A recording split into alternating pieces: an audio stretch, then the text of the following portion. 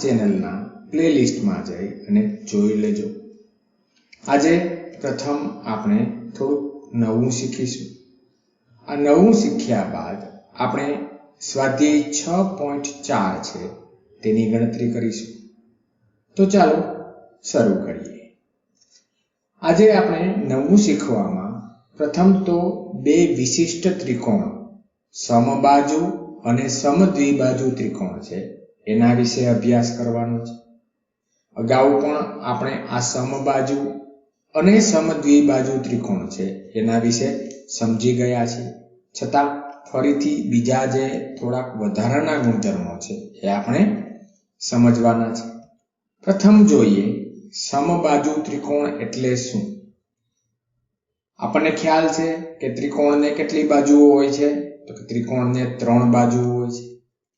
જો આ ત્રિકોણની ત્રણેય બાજુના માપ છે એ સરખા હોય તો તેવા ત્રિકોણને સમબાજુ ત્રિકોણ કહે છે।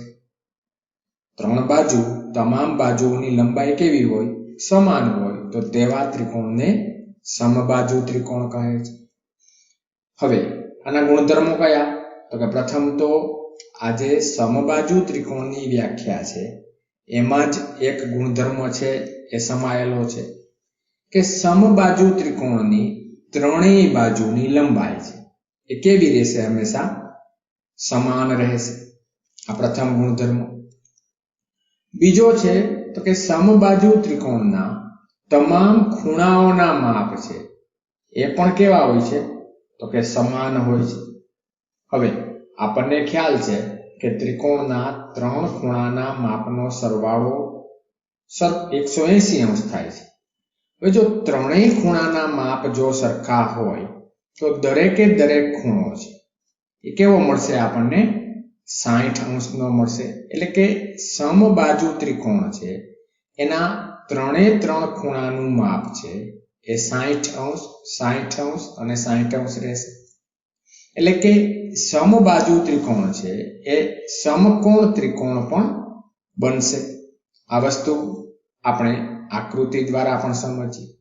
જુઓ, અહીં આકૃતિમાં આપણે ત્રિકોણ ABC આપેલો છે।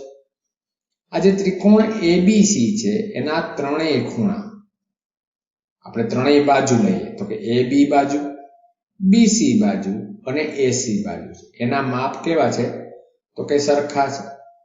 આ ત્રણેયના માપ સરખા છે એટલે કે તેની સામેની બાજુના ખૂણા છે એના માપ પણ કેવા રહેશે? સરખા રહેશે। શું મળશે આપણને? 60 અંશ, 60 અંશ અને 60 અંશ। બીજું જોયું તમે આમાં તો કે આ જે સમબાજુ ત્રિકોણ છે એ કયા પ્રકારનો ત્રિકોણ છે? લઘુકોણ ત્રિકોણ છે, ગુરુકોણ ત્રિકોણ છે કે કાટકોણ ત્રિકોણ છે? તો કે અહીં જે સમબાજુ ત્રિકોણ આપણે બતાવેલો છે, દોરેલો છે, તે સમબાજુ ત્રિકોણના ત્રણેય ખૂણાના માપ છે એ 90 અંશ કરતા નાના છે, એટલે કે લઘુકોણ છે। એટલે કે ગમે ત્યારે સમબાજુ ત્રિકોણ હશે એ હંમેશા કેવો હશે? લઘુકોણ ત્રિકોણ હશે અને ત્રણેય બાજુ અને ત્રણેય ખૂણા છે એના માપ છે હંમેશા સરખા હશે। આ વાત થઈ સમબાજુ ત્રિકોણની। આગળ વધીએ આપણે સમદ્વિબાજુ ત્રિકોણ પણ આપણે સમજવાનો છે। સમદ્વિબાજુ નામ શું સૂચવે છે?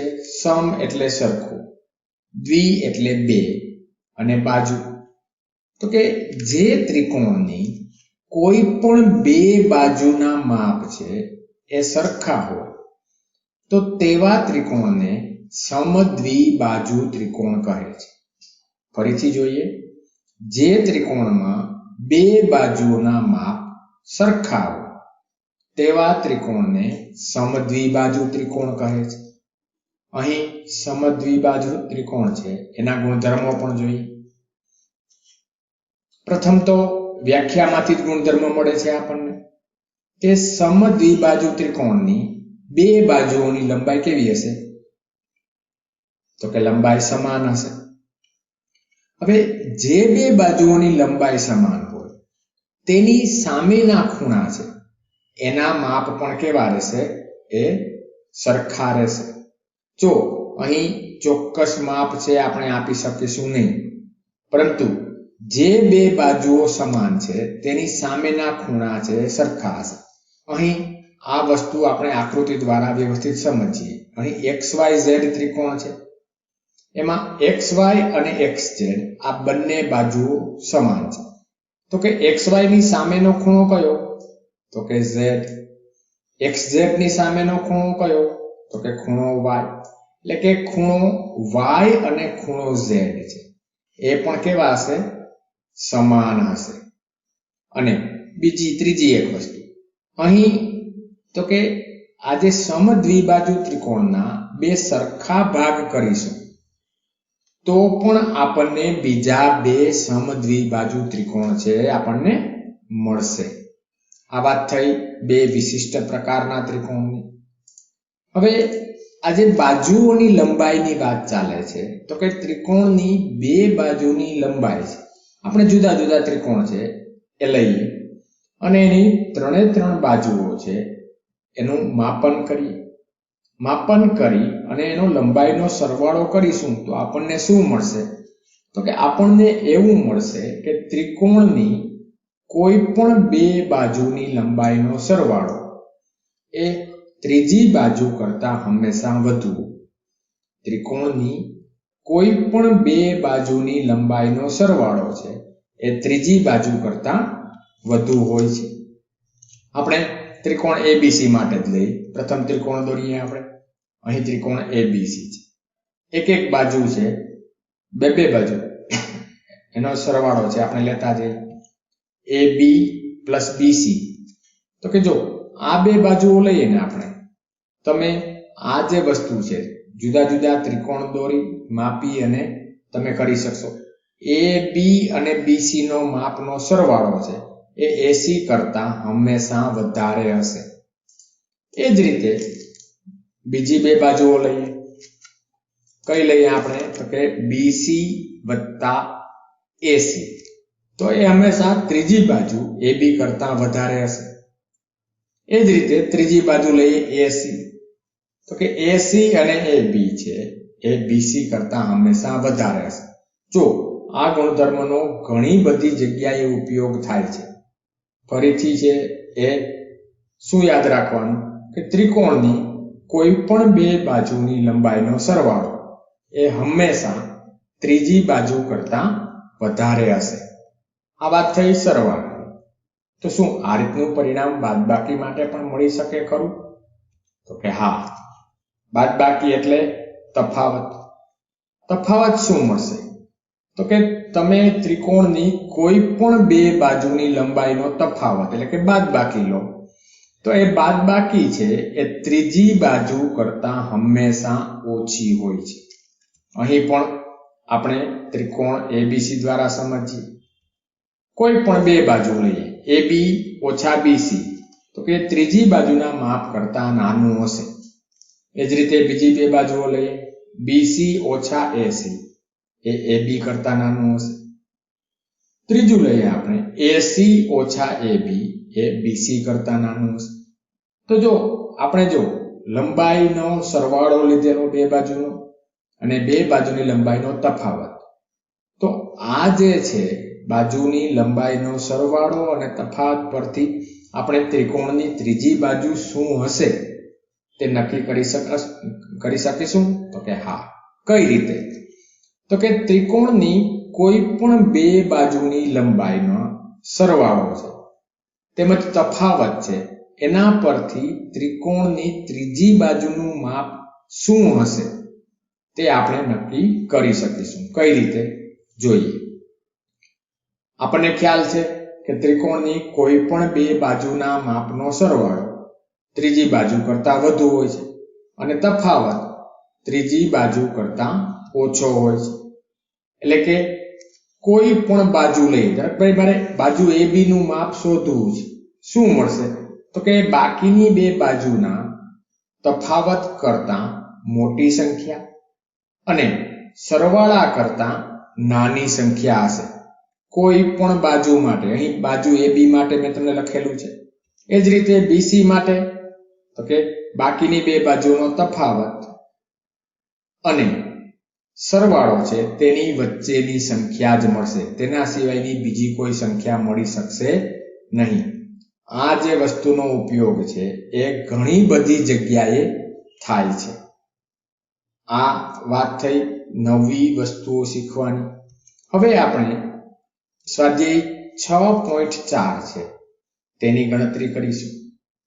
સ્વાધ્યાય 6.4 ના તમામ દાખલાઓ છે એ આપણે વારાફરતી ગણતરી કરતા જઈએ. પ્રથમ દાખલો છે.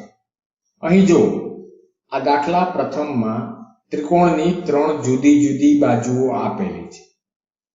તેના પરથી આપણે નક્કી કરવાનું છે કે આ પ્રકારનો ત્રિકોણ શક્ય છે કે નહીં. તો એના માટે શું કરીશું તો કે કોઈ પણ બે બાજુના માપનો સરવાળો કરીએ. જો અહીં 2, 3, 5 આપેલું છે એટલે કે 2 + 3 5 એ ત્રીજી બાજુ કરતા મોટી સંખ્યા હોવી જોઈએ, છે નથી. એટલે કે ફક્ત મૌખિક ગણતરી કરીને પણ આપણે કહી શકીશું કે 2, 3, 5 સેન્ટીમીટર માપ વાળો ત્રિકોણ છે એ શક્ય નથી. પરંતુ આપણે શું કરીશું તો કે આપણે દાખલો ગણવાનો છે. હા, આવો જ પ્રશ્ન જો આપણી કોઈ પણ સ્પર્ધાત્મક પરીક્ષામાં હોય તો આપણે સીધો જવાબ છે એ લખી શકીશું. અહીં બાજુની બે બાજુ છે એનો સરવાળો કરીએ. 2 + 3 5 કરતા મોટી સંખ્યા નથી. 3 + 5 તો કે 3 + 5 2 કરતા મોટી સંખ્યા છે. 5 + 2 તો કે એ પણ 3 કરતા મોટી સંખ્યા છે. આ ત્રણે ત્રણ શરત છે. આ ત્રણે ત્રણ શરત પાસેની બે બાજુ એટલે કે ત્રણ સરવાળા છે એ બાકીની બાજુ કરતા વધારે હોય તો અને તો જ ત્રિકોણ શક્ય બનશે. અહીં બે જ શરત સંતોષાય છે. એટલે કે 2, 3 અને 5 સેન્ટીમીટર બાજુ વાળો ત્રિકોણ છે એ શક્ય નથી. તમે માપપટ્ટી અને પેન્સિલની મદદથી પ્રયત્ન કરજો કે આ રીતના માપવાળો ત્રિકોણ બને છે કે નથી બનતો. જોઈએ હવે પ્રશ્ન બીજો. પ્રશ્ન પહેલાનો પ્રશ્ન બીજો. 3, 6 અને 7. અહીં તો કે પ્રથમ મૌખિક ગણતરી કરીએ. 3 + 6 9. 9 7 કરતા મોટી સંખ્યા છે. 6 + 7 13. 3 કરતા મોટી સંખ્યા છે. 7 + 3 10. 6 કરતા મોટી છે. એટલે કે આ ત્રિકોણ છે એ બની શકશે. આપણે ગણતરી પણ જોઈ લઈએ. આપણે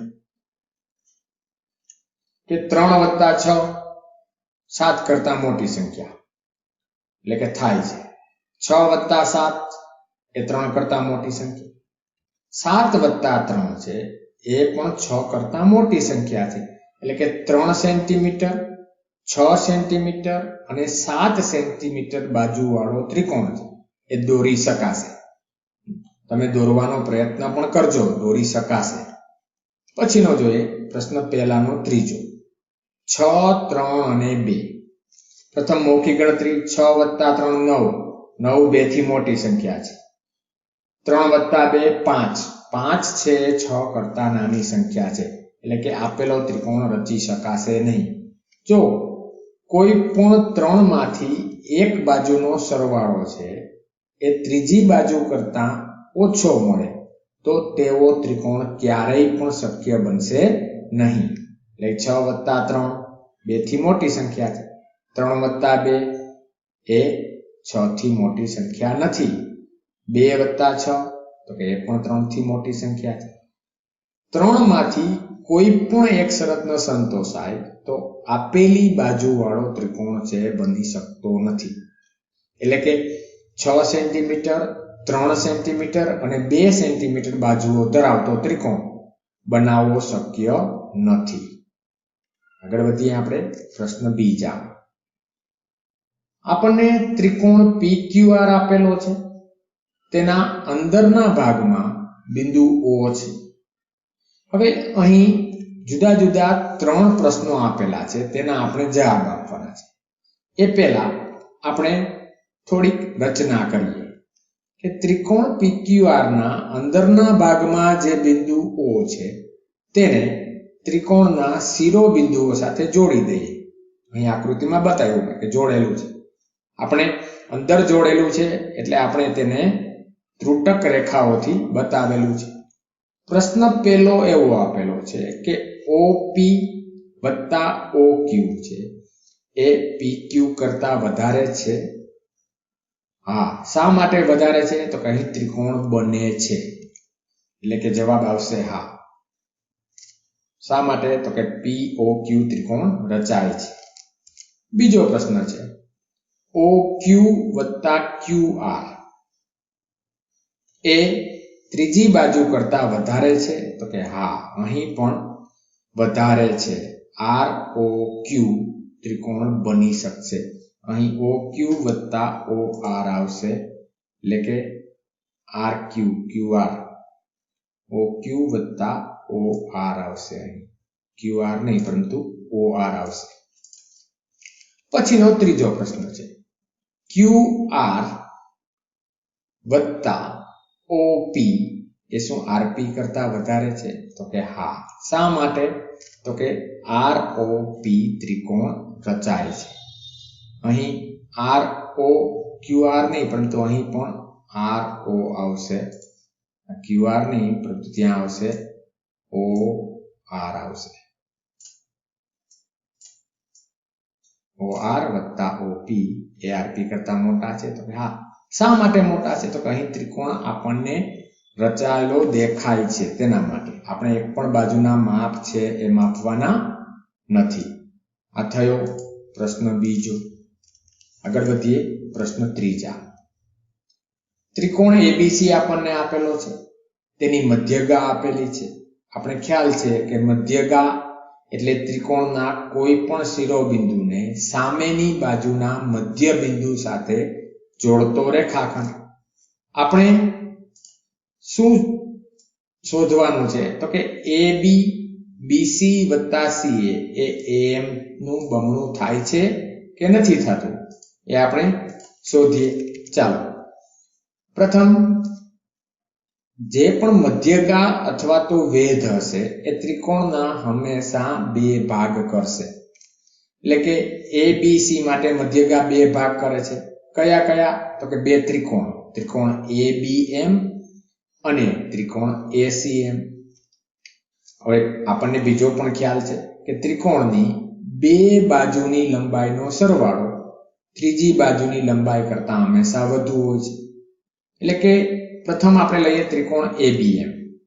તો કે ત્રિકોણ ABM માટે તો કે AB વત્તા BM નો સરવાળો છે એ ત્રીજી બાજુ AM કરતા વધારે હશે. એ જ રીતે બીજો ત્રિકોણ લઈએ ત્રિકોણ AMC. એમાં AC અને CM નો સરવાળો છે એ પણ AM કરતા વધારે હશે. આપણે આ પરિણામોને નંબર આપીએ 1 અને 2. હવે આ સમીકરણ 1 અને 2 છે તેનો આપણે સરવાળો કરીએ. હવે જ્યારે પણ આ રીતના સમીકરણોનો સરવાળો કરવાનો હોય ત્યારે શું કરવાનું? તો કે ડાબી બાજુના પદ છે એને ડાબી બાજુ સાથે ઉમેરવાના અને જમણી બાજુના પદ છે તેને જમણી બાજુ સાથે ઉમેરવાના. એટલે કે અહીં શું મળશે આપણને? AB વત્તા BM વત્તા AC વત્તા CM થી મોટા છે AM વત્તા AM.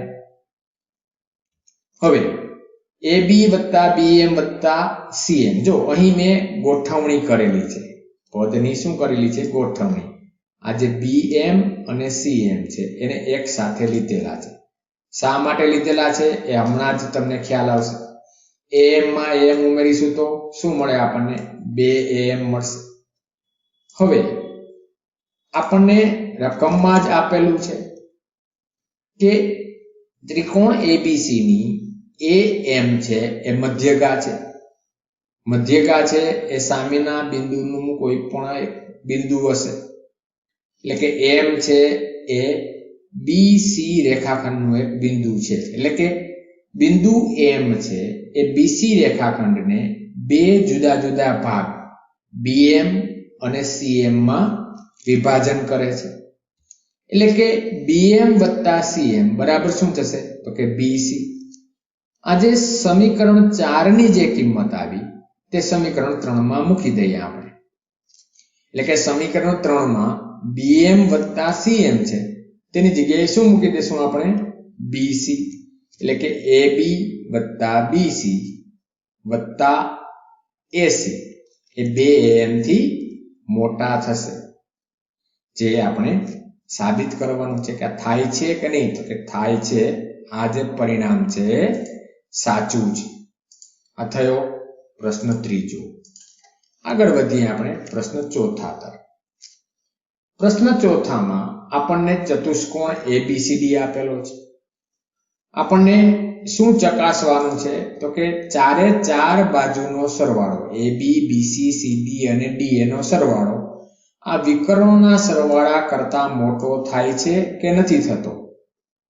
અહીં પણ આપણે શું કરીશું? ત્રિકોણની ત્રણેય બાજુના લંબાઈના સરવાળા છે તે ગુણધર્મનો આપણે ઉપયોગ કરીશું. અહીં આપણે જુદા જુદા ત્રિકોણો છે એ લેતા જઈશું. જો પ્રથમ નજરે છે આ ચતુષ્કોણના બે વિકર્ણોથી કેટલા ત્રિકોણ બને છે? તો કે પ્રથમ નજરે 4 ત્રિકોણો બને છે. એ 4 આપણે દેખાય છે. એ સિવાય બીજા જે 4 છે એ આપણે જોઈ શકાતા નથી. તે આપણે તે ત્રિકોણ લેશું. કયા કયા જોઈએ? ત્રિકોણ ABC લીધા. ABC માં તો કે AB વત્તા BC શું? AB વત્તા AC. AB અને AC. AB વત્તા AC નહીં, પરંતુ AB વત્તા BC. અહીં B આવશે. AB વત્તા BC એ AC કરતા મોટા છે. બીજું લઈએ આપણે ત્રિકોણ ADC લઈએ. એમાં AD વત્તા CD એ AC કરતા મોટા છે. પછીનો ત્રીજો ત્રિકોણ લઈએ આપણે ત્રિકોણ DCB. તો એમાં CD વત્તા BC શું મળશે? તો કે BD કરતા મોટું મળશે. એ જ રીતે ચોથો ત્રિકોણ ADB. એમાં તો કે AD વત્તા AB છે એ BD કરતા મોટો મળશે. હવે અહીં પણ આ જે ચારે ચાર સમીકરણો છે, સમીકરણ 1 2 3 અને 4 તેનો સરવાળો કરીએ તો શું મળશે આપણને? તો કે AB વત્તા BC વત્તા AD વત્તા BC વત્તા DC વત્તા CD વત્તા AD વત્તા AB. જમણી બાજુમાં તો કે 2 વાર AC અને 2 વાર BD આવે છે. સાદુરૂપ આપીએ આપણે અને ગોઠવીને લખીએ આપણે. તો કે AB 2 વાર છે એટલે AB વત્તા AB, BC વત્તા BC, CD વત્તા CD અને AD વત્તા AD બરાબર 2 AC વત્તા 2 BD. જો શું કરેલું છે અહીં? AB અહીં 2 વાર છે એટલે કે AB વત્તા AB. BC 2 વાર છે, એક અહીં છે અને બીજો અહીં છે. AD છે એ પણ 2 વાર છે અને CD અથવા તો DC તમે જે કહો એ બંને એક જ રેખાખંડ થશે. એ પણ 2 વાર છે. એટલે કે અહીં મેં ગોઠવીને લખેલા છે. હવે AB માં AB ઉમેરીશું તો શું મળે આપણને? 2AB વત્તા 2BC વત્તા 2CD વત્તા 2AD એ કેનાથી મોટા છે? તો કે 2AC વત્તા 2BD થી. હવે આ જે પરિણામ છે આ પરિણામ પરથી આપણે બરાબર નહીં, પરંતુ અહીં જે નિશાની છે થી મોટાની તેની બંને બાજુમાંથી આપણે 2 સામાન્ય લઈએ. એટલે કે 2 ના કૌંસમાં AB વત્તા BC વત્તા CD વત્તા AD કેનાથી મોટા છે? તો કે 2 ના કૌંસમાં AC વત્તા BD. બંને બાજુ 2 છે એટલે કે આપણે છે બંને બાજુ 2 છે એટલે આપણે તેને ઉડાડી શકીશું. અહીં 2 અને આ જે 2 છે એ બંને ઉડી જશે. એટલે કે આપણને આપણું જોઈતું ઈચ્છિત પરિણામ છે એ મળી જશે. AB વત્તા BC વત્તા CD વત્તા AD છે એ AC વત્તા BD થી મોટી સંખ્યા છે. એટલે કે આ જે વસ્તુને આપણે એ રીતે કહી શકીશું કે ચતુષ્કોણની ચારેય બાજુના માપનો સરવાળો એ તેના વિકર્ણોના સરવાળા કરતા હંમેશા કેવો હશે? મોટો હશે. આગળ વધીએ આપણે પ્રશ્ન 5 તરફ. એબીસીડી છે એક ચતુષ્કોણ આપેલો છે. જો અગાઉના દાખલામાં શું સાબિત કરવાનું હતું? તો કે એ જે છે AB BC CD AD છે એ વિકર્ણોના સરવાળાથી મોટી સંખ્યા છે. અહીં વિકર્ણોના ડબલ થી નાની સંખ્યા છે એવું આપણે સાબિત કરવાનું છે. એટલે પ્રથમ તો આપણે ચતુષ્કોણ દોરીએ. આ ચતુષ્કોણમાં જ્યાં પણ બંને વિકર્ણો છેદે તેને આપણે નામ આપીશું બિંદુ O. એટલે કે આપણી પાસે 4 ત્રિકોણ મળશે. કયા કયા?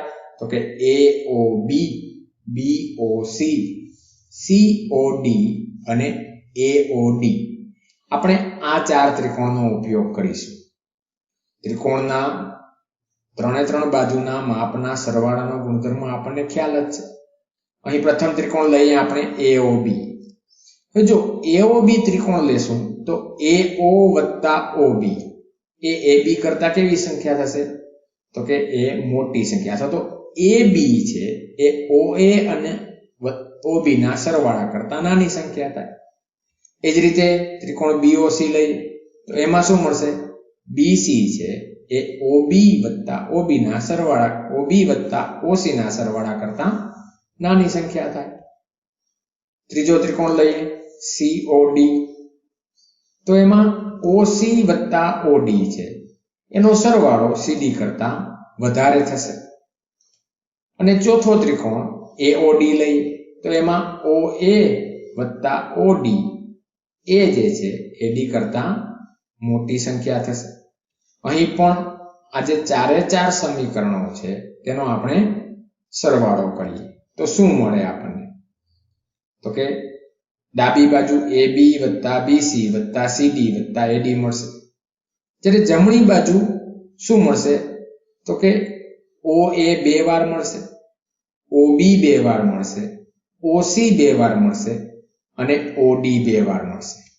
એટલે કે AB + BC + CD + AD છે એટલે કે 2 OA + 2 OB + 2 OC + 2 OD મળશે. પણ આપણે તો સાબિત કરવાનું છે AC + BD. થઈ શકશે ખરું? થઈ શકશે? હા, થઈ શકશે. કઈ રીતે થઈ શકશે જોઈએ. જો અહીં જે વિકર્ણો આપેલા છે AC અને BD છે. AC ખરેખર શું છે? તો કે OA + OC છે. BD છે તો કે OB + OD છે. એટલે કે અહીં પ્રથમ તો છે એ આપણે બે જુદા જુદા જે વિકર્ણો મળ્યા છે, આપણે ભાગ મળ્યા છે એને આપણે ગોઠવીએ. કઈ રીતે ગોઠવીએ? તો કે AC એટલે OA અને OC. તો કે જો અહીં OA અને OC ને સાથે લીધા છે. BD એટલે OB અને OD. અહીં પણ OB ને OD ને સાથે લીધેલા છે. હવે OA + OC એટલે શું થઈ ગયું? એ AC થશે. OA + OC = AC. તે જ રીતે OB + OD છે એ શું થશે? BD. આ કિંમતો ઉપરના સમીકરણમાં મૂકી દઈશું એટલે આપણને જે ઈચ્છિત પરિણામ છે એ આપણે મળી જશે. અહીં બે સામાન્ય લઈ લઈએ એટલે કે AB + BC + CD + AD છે એ AC અને BD વિકર્ણોના બમણા કરતા તેનું માપ છે કેવું હશે? ઓછું હશે. આ પરિણામો છે એનો આપણે આગળ ઉપર આપણે અભ્યાસ કરવાનો છે. પછીનો અને આ સ્વાધ્યાયનો છેલ્લો દાખલો જોઈએ.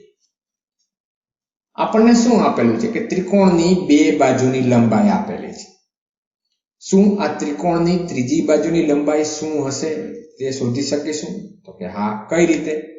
તો કે પ્રથમ તો આપણને ખ્યાલ છે કે ત્રિકોણની બે બાજુની લંબાઈનો સરવાળો એ ત્રીજી બાજુ કરતા હંમેશા કેવો હશે?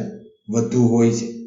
એટલે કે આપણને વધુમાં વધુ કેટલી કિંમત મળશે? તો કે 12 + 15.